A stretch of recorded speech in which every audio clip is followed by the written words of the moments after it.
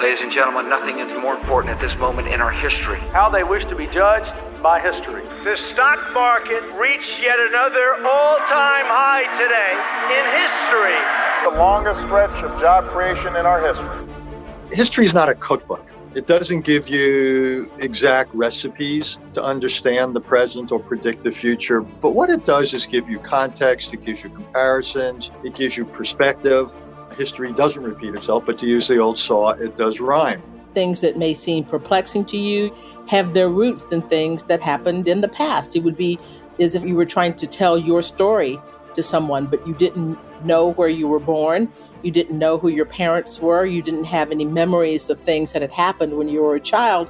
History consists of things in the past that have had a bearing on the present that you might want to know, that help you explain why you're in the situation you're in, why we are in a situation in a given society. We need perspective in history. Sometimes things that look very important at the time turn out not to be that important. And sometimes things that look very unimportant turn out to be very important. History doesn't reveal itself right away, and we need to think about it. We need to look at the evidence. We need to interpret it. Now, as the COVID-19 pandemic continues to grow, so are the parallels being drawn between it and another deadly virus that struck the globe more than a century ago. The pandemic of 1918. From the International Monetary Fund, a stark warning. It is the worst crisis since the Great Depression. The Great Depression almost a century ago. NASCAR is banning the Confederate battle flag. The ban means that fans are... We move on now to the showdowns across America. Protesters toppling statues and monuments of Confederate leaders and slave owners.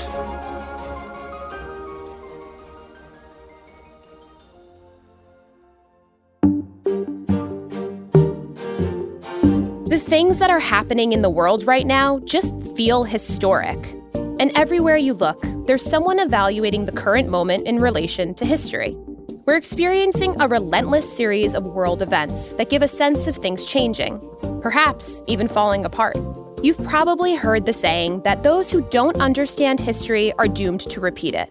But you could also look at it this way. Those who do learn from history get the opportunity to repeat the things that worked. I'm Gabrielle Sierra, and this is Why It Matters. Today, 3 historians help us understand how the past informs our present and how it can help us make better choices for the future.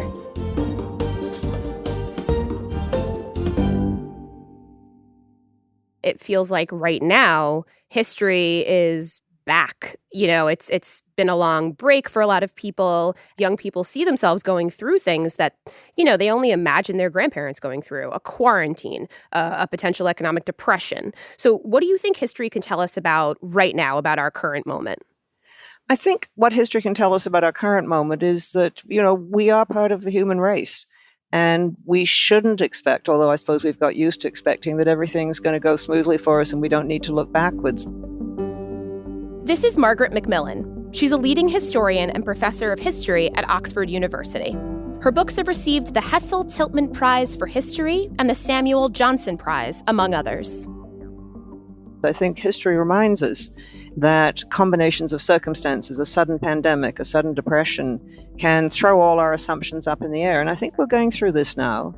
But I think what history will tell us, and it can be reassuring, is that sooner or later we do tend to get out of these things. Sooner or later the Great Depression ended and the world got back onto a more even keel. So we shouldn't despair, to remember that humanity has been through many crises in its long history and has managed somehow to deal with them and move on. But I think what history can also tell us is there are good ways and bad ways of dealing with crises. And when you come out of a crisis, good ways and bad ways of learning from it. Generations are often defined by a common experience that gives a cohort of people an identity. So we talk about maybe the civil rights generation or the Vietnam generation, or now it will probably be something about the pandemic. Before that, it might be 9/11, might be Iraq, maybe Afghanistan, could be for some the financial crisis. This is Richard Haass, president of the Council on Foreign Relations, and, it should be noted, my boss. But we didn't talk to him just because of that. Richard has been on the front lines of history, advising President George H.W. Bush, running policy planning for the State Department, and negotiating peace in Northern Ireland as a special envoy. He also has a new book out that contains a lot of history called The World, A Brief Introduction. For my father, who was born in 1970, it was the Depression. And he had me read a book when I came of age called The Invisible Scar. He said, if you want to understand me and my generation, you have to read this book, The Invisible Scar, because this tells you about how all of us who went through the Depression, and in his case, collected milk bottles so they would have enough to eat. In order to understand me now, you have to understand what I went through with a lot of others. And that had an impression on me.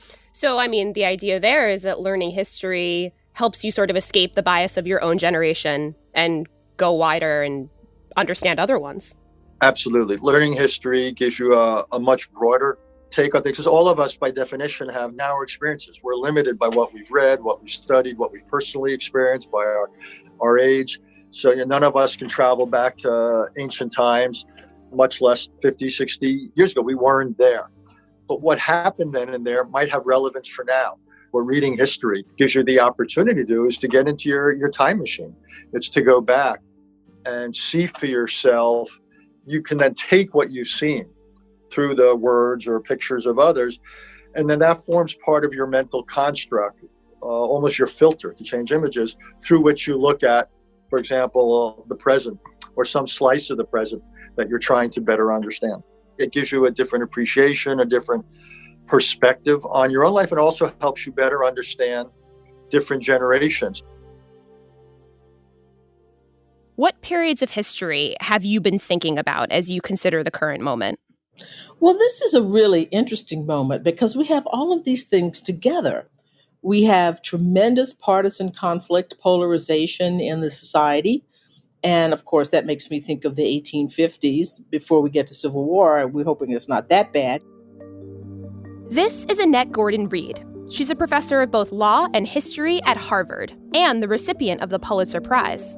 She's best known for her groundbreaking work on Thomas Jefferson that revealed his parentage of children with an enslaved woman, Sally Hemings. But intense polarization, you have the Spanish flu in the beginning of the 1920s, and you have the Depression, and all these things are happening together. This is strange. This is a very, very singular moment. There are moments in history, there are these sort of punctuation points that come along and they bring about change, as we seem to be in that moment now.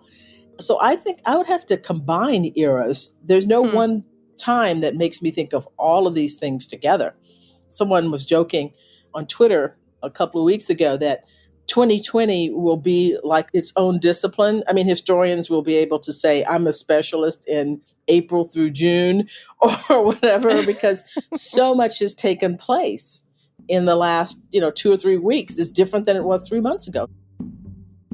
We've forgotten about the coronavirus. It hasn't forgotten us.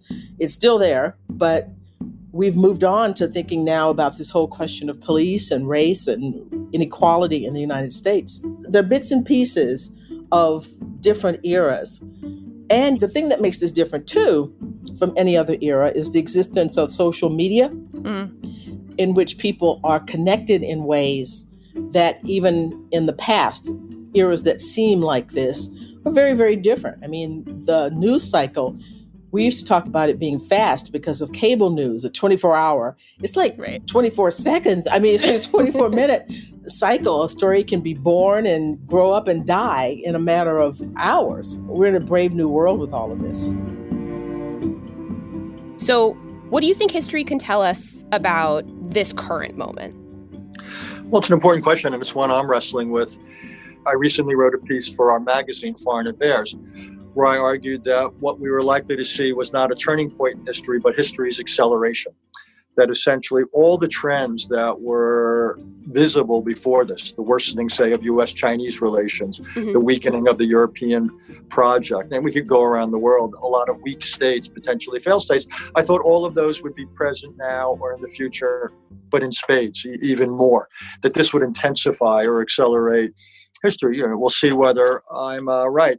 What also worries me, and I think I ended the piece with this, is the historical parallels. Where would this leave the world? And there's some people out there in the conversation saying, this is terrible, but there's going to be a silver lining. We're all going to learn the lesson of the futility of ignoring global challenges like pandemics or climate change or what have you. And we're going to strengthen all of our global institutions. And I shrugged my shoulders and go, maybe. Now, that did happen once in modern history, which is right after World War II. You had an extraordinary period of institution building, alliances through the World Bank, the IMF, the UN, and it set the stage for 70, 75 years of really unprecedented peace, prosperity, democratic development.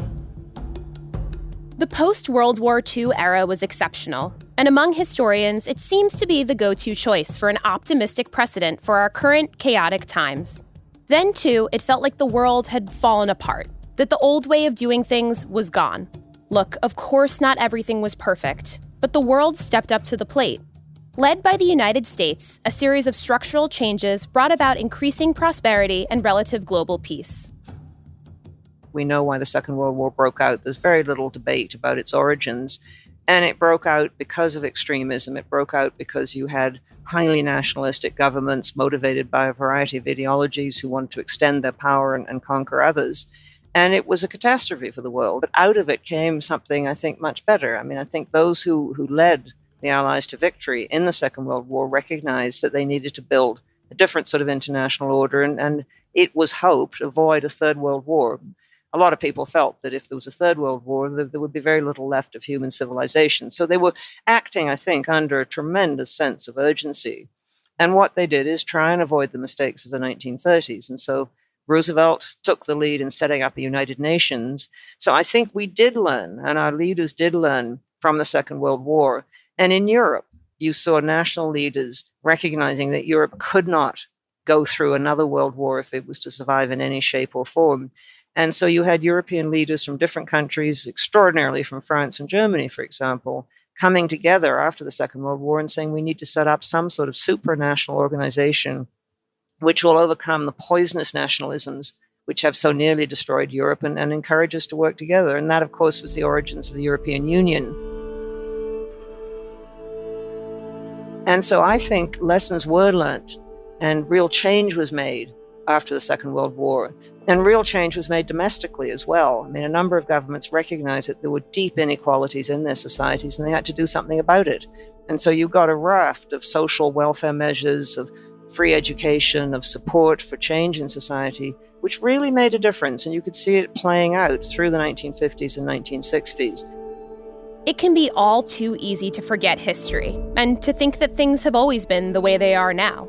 In the US, for example, we've become so used to a gridlock Congress and partisan conflict that the idea of two nations, like Germany and France, cooperating just a few years after a bloody war seems like a fairy tale. But it can happen, and it did. The trouble is that as great catastrophes fade into the past, we tend to forget why we wanted the changes we wanted. We tend to forget why we thought it was so important to have international organizations and to have domestic reform and to try and build more equal and just societies. And that, I think, is a bit what's happened to us in the last decades. We've forgotten why we needed some of those institutions, and perhaps we're going to remember again why we do need them. It was probably the most, by far, creative period of American foreign policy in the modern era. So some are saying, well, that's the parallel. And I hear that and I go from your mouth to God's ear, but unlikely. And if you look at all the differences between then and now, I'm struck more by the differences than the similarities. The only similarities, we've come out of something terrible. Then was World War II, now will be the pandemic. To me, the parallels are much more after World War I. The era after World War I, and particularly the Great Depression of the 1930s, shows that global crises don't automatically lead to cooperation and improvements. Again, you're coming out of something terrible, but you had a United States that was distracted, essentially was becoming more isolationist. You had a lot of dark forces in the world, opposition to immigration, a lot of opposition to free trade, which led to a heavy rise in protectionism.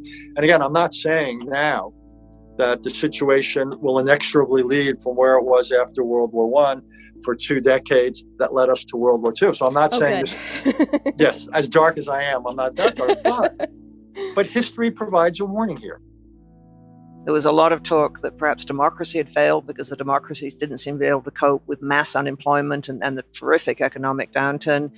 and nor did capitalism seem to be working. And so I think there was a real sense that the pillars of what we felt were Western liberal societies were crumbling, and nobody knew what was going to take their place, which is why, of course, things like Bolshevism, the type of communism that grew up in Russia, then the Soviet Union, and the various varieties of fascism, from Italian fascism to Nazism in Germany, seemed so attractive because they seemed to be solving the problems of mass unemployment, deep divisions in society. And so it was a time in which there seemed to be no clear solution, but a tremendous loss of faith in existing institutions, which drove in many countries people towards the extremes of the right and the left with really dangerous consequences. There are uncomfortable parallels here with our own time. The United States has retreated from several international agreements and institutions, including, potentially, the World Health Organization. The UK has left the European Union. It's hard to look at the news and say that the world is doing a good job of solving problems together. So the idea there is that having a strong understanding of that period might protect us now from similar temptations. Well, I think what that period shows is that you shouldn't go for simple solutions. I mean, leaders will come along who say, look, it's all very clear. I can get you all back to work. It's all going to be fine. Don't worry. I have a solution. And that, I think we now know, is very dangerous indeed. I don't trust the leaders who offer very simple solutions to very complicated problems. Right. I mean, people love easy answers. We love easy answers. And I think we're seeing it today. You know, we're seeing a proliferation of conspiracy theories. And it's a natural human instinct. You know, when something goes badly wrong, we want someone to blame. And we like to think there's a cause, because at least if you can find who's to blame and there's a cause, you have some hope of dealing with it. But it's a misguided attempt, I think, because, you know, in something like this, of the pandemic, or in something like a Great Depression, there is no single cause. And there certainly is no single group to blame. And I think chasing after conspiracy theories doesn't help us think constructively about what we need to do. We shouldn't be looking for blame at this stage. We should be looking for what we can do and how we can get out of this present situation. Do you think that democracy could be at risk once again? It depends, I think, very much on the society. But yes, I think democracy is clearly at risk in certain countries. In Hungary, Viktor Orban, the president, has used the opportunity to give himself power to rule by decree. In Brazil, I think Bolsonaro is undermining democracy, is not using a democratic means, not following the rules at all. In India, I think, in Turkey, I think we see the press being attacked, we see civil rights being abused. And so, yes, I think people do use the opportunity. But in other countries, I think we see democracies actually functioning very well. We see that in Germany, Angela Merkel has absolutely managed to bring along the German people. And I think German democracy will come stronger out of it because it has actually been very successful in dealing with the epidemic. But I think around the world, there is going to be a real sort of testing of different kinds of government, and we will have to see which come out better. But I'm confident that democracy will show itself in the long run to be capable of dealing with such challenges more effectively on the whole than authoritarian governments. Okay, so we have two very different examples of what can happen when the world feels like it has come apart. In the case of the period after World War II, people came together. Huge structural changes were put in place, and things changed for the better. In the case of the 1930s and the Great Depression, the opposite unfolded. Nations turned inward and away from democracy. Minorities were scapegoated, and catastrophe ensued. As historians grapple to understand what direction we're heading in now, one surprising development might provide a clue: the rapid change in public opinion about racial justice in the United States. I wouldn't have expected this a couple of years ago, but I think what's happened is possibly the pandemic, possibly the failures of the Trump administration to deal with it, and other issues, worries about immigration, have somehow crystallized and come together with the killing of George Floyd to make people say that there is something we really need to change about our own society. And it seems to me that there is a willingness on the part of Americans. I mean, there are always people who want change, but it seems to me now there's a much more widespread feeling that, you know, we really do need to make change. And I'm certainly noticing it here in the United Kingdom as well. A lot of journalists and historians of the civil rights movement have been noting that, you know, we've seen scenarios similar to this before, several times since the beginning of the 20th century. And there's debate about whether or not this instance of unrest is any different, whether it'll succeed where others failed. I mean, what do you say to the idea that history is repeating itself here? Well, I would say history never repeats itself entirely because things have changed, the context has changed. And I think with anything like civil rights, what tends to happen is you make progress as a society and then there is backsliding or moving away from that progress. So it's not an unbroken march towards a better society. I don't think history ever works like that, but it may be too soon to tell. Historians never like to try and judge their own times when things are happening right away. But my sense is that there is more widespread support for significant change in American society and in some other societies than there was in the 1960s. I mean, I think we have to remember in the 1960s, the United States was very divided about how much change it wanted. And Richard Nixon got into office in the election of 1968, partly because he talked about appealing to a silent majority who didn't like all the sorts of changes that were going on. It seems to me there is a more widespread movement, which goes across not just the cities. I mean, there are demonstrations in small towns. There are demonstrations in places where you wouldn't expect to see them in support of George Floyd and demonstrations critical of the police in places you wouldn't expect to see. So it seems to me that possibly now we're seeing something that really is a democratic movement supported at the grassroots. This is a punctuation point that I referred to before, a moment when people kind of stop and say, wait a minute, we have to do things differently. And that has been sort of a lightning fast change from the notion that you have to support the police unquestioningly. It's not like just supporting the police, but without question, to now saying, yeah, we have to a degree, but we also have to start thinking about the right balance between police power and citizen power. And yeah, the majorities now are clear that Americans are ready for some different way of policing and basically determining how that relationship, police to citizen relationship, will go forward. And that's new. Again, history doesn't necessarily repeat itself. There is the potential for change. And in areas where reform is called for, you hope not only is there the potential for change, but you hope that potential is realized. So it's safe for me to just say we're living in a historic moment. You think I'm good on that? I think you're really good on that. I actually feel we are living in history. It's a phrase I like to use. I feel it domestically for the reasons we're talking about, from the pandemic to the protests in the wake of the killing of George Floyd, the scale of the unemployment. But I actually feel we're also living in history internationally. And this is the Council on Foreign Relations. And I look at China's rise. I look at the events in Europe. I look at the United States pulling back from any number of international arrangements. I've got to tell you, it doesn't make me feel good. Most of history to me is a fairly depressing undertaking. And to me, we're seeing the United States once again move in the direction of isolationism. People are focusing on things internally rather than externally. It may be understandable, but it's still consequential. I see the difficulty, not just the United States and the world are having at coping with the pandemic. I see virtually no signs that the world is contending with climate change. Terrorists haven't gone away. North Korean nuclear weapons and missiles haven't gone away. Iran hasn't changed its stripes. We've got all the refugees and internally displaced. I could go on, and it makes for quite a list, and it's not a happy list. So yeah, I do feel we're living in history, but more than anything else, it's because the United States, which for 70, 75 years has played this outsized role in the world, we've essentially abdicated. And it's a bad combination that you've had this reemergence of familiar foreign policy issues. You've got the emergence of new global issues. And you've got a United States that is reluctant to act. And this is a toxic combination. And the tragedy is, here we are after the pandemic began in Wuhan. You would think the big lesson would be that nothing stays local for long.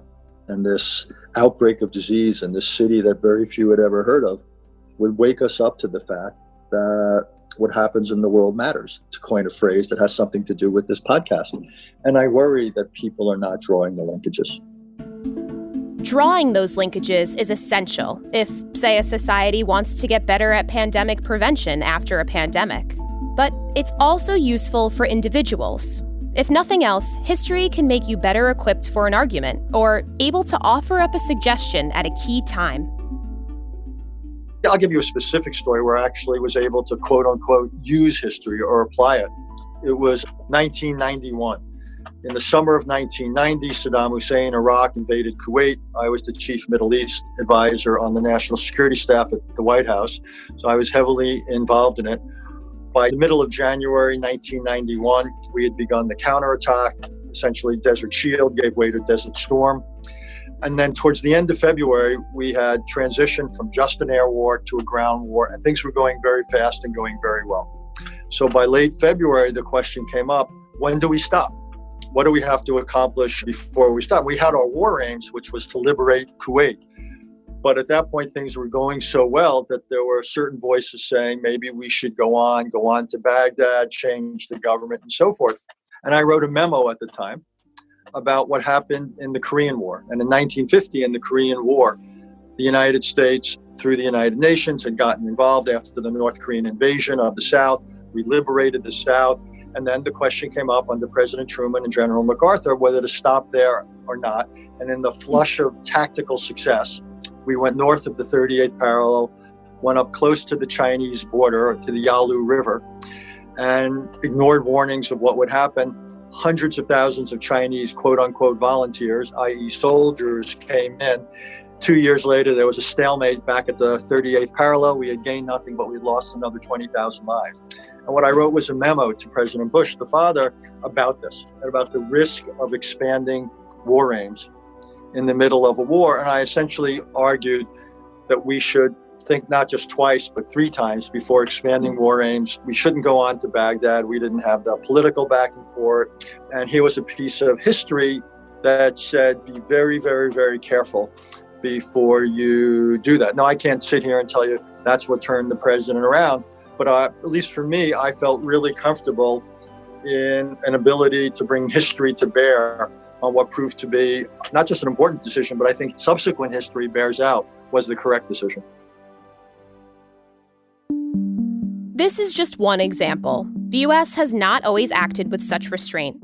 But the point remains that careful consideration of history can help slow things down and avoid catastrophe. So, do you think that lessons from history can actually be misused? Oh, I think yes. You have to be careful with history. I've always thought the problem with history and its lessons is you can basically find any lesson you want in history. And there's an awful lot of history there, and there are an awful lot of lessons. And I think unscrupulous leaders or deluded leaders have used history to try and justify what they're doing. And it sounds good, if they say to their people, well, history tells us that, such and such has always been our enemy, and therefore we have to behave in certain ways. History gives a fake veneer of authority, often to very bad policies. I think the other thing where history is bad, of course, is when people remember historical grievances. You can get memories that go back, which keep distrust alive between peoples, and which can be very unproductive. A bad way of thinking about history is that you hear the word revision all the time. Well, that's revisionist, and it's said in a pejorative way. But all history is revising things. You look at things and you get new information, and that's what history is about. You're always going to find things that change the way you think about stuff. So I would say, this disinclination to accept new stories grows out of a mistaken impression that the history that people wrote 60 years ago was right. And now you're just coming along and upsetting that and changing the story. No, you are broadening the story. You're revising it. So I know recently you've written about the recent trend of crowds tearing down statues of Confederate leaders. So I'd love to know, what do you think statues and monuments say about a culture's relationship to history? Well, that's a very, very good question, because people have been relating it to history. When someone says you're taking down a statue, you're destroying history, well, not really. I mean, that's how most people learn history. We don't learn history through statues. We learn history typically in school, through our own reading and so forth. You could know about all of these people. All the statues could disappear, and we would still know about the important figures of history. What statues do sort of send a message about a particular community's values. And what we've been arguing about is, are there some people who are unfit or too problematic or too divisive to be the bearer of a message? The Confederacy's announced purpose was to maintain white supremacy and African slavery, that African people of African descent, were meant to be enslaved. And for my values, for my belief, I don't think that those are ideas that we want to promote in the public sphere. They lost the war, and there was a hope that we could move beyond that with the 13th, 14th, and 15th Amendments. We know it's been a struggle, but the ideal has been to move beyond the Confederates' conception of the way the world works. So you've taught history for a long time. What are some flaws that you've seen in the way we're taught history and why it matters? Well, I think one of the things that we do is to think of it in terms of facts and dates and things that are kind of set in stone.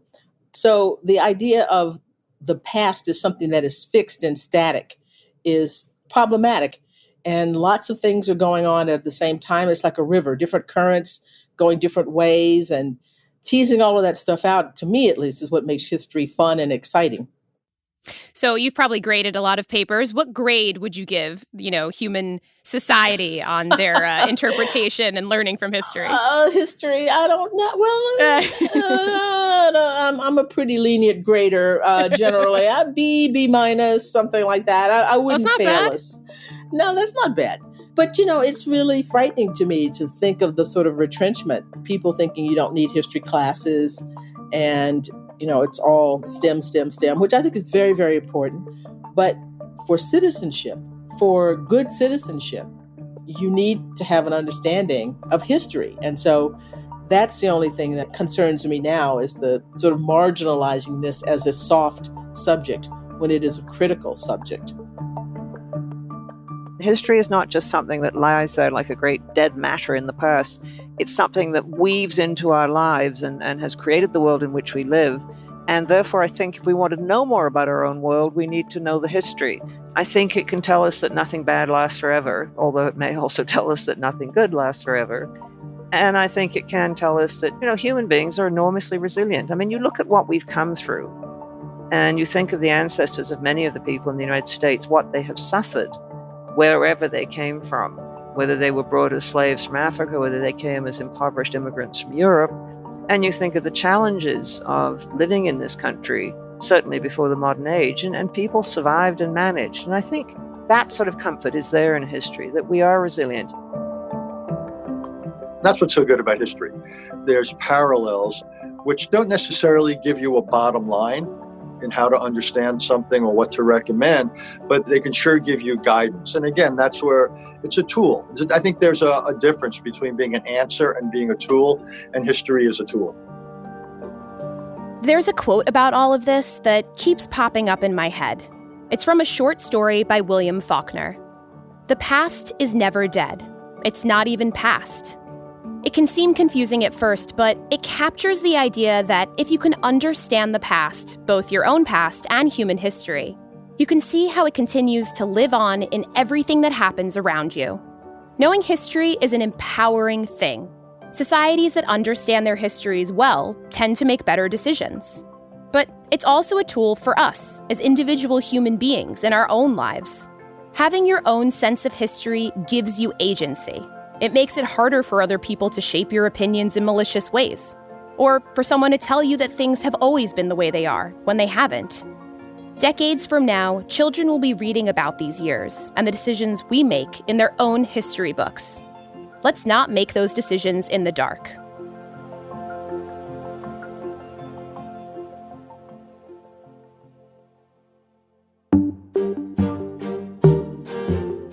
Be sure to visit cfr.org/whyitmatters for show notes and further reading recommendations from this episode.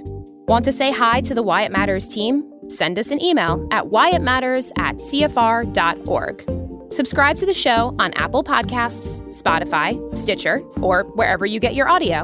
And if you like the show, leave us a review. Why It Matters is a production of the Council on Foreign Relations. The show is created and produced by Jeremy Sherlick, Asher Ross, and me, Gabrielle Sierra. Our sound designer is Marcus Zachariah, and our summer intern is Wynn Diefenbach. Robert McMahon is our managing editor, and Doug Halsey is our chief digital officer. Original music is composed by Carrie Torhuson. Special thanks go to Richard Haas and Jeff Franke. For Why It Matters, this is Gabrielle Sierra, signing off. See you next time.